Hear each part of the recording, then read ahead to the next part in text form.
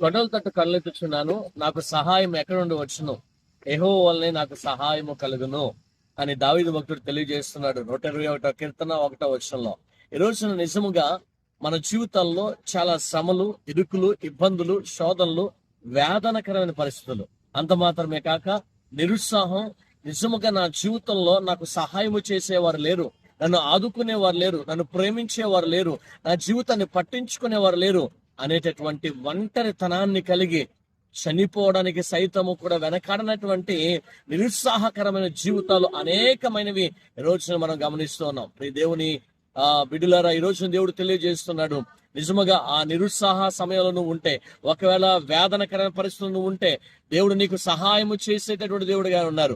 ఆయన వైపు చూసి ఆయన అడగగలిగితే, దేవా నువ్వు నాకు సహాయం చేయి అంటే సహాయం చేసే దేవుడిగా ఉన్నారు. ఈ లోకంలో మనుషులు సహాయం చేయలేకపోవచ్చు, ఈ లోకంలో మనుషులు ఆశీర్వాదకరంగా ఉండకపోవచ్చు, ఎవరు నిన్ను పట్టించుకోకపోవచ్చు, కానీ నా దేవుడు నీకు సహాయం చేసే దేవుడిగా ఉన్నాడు.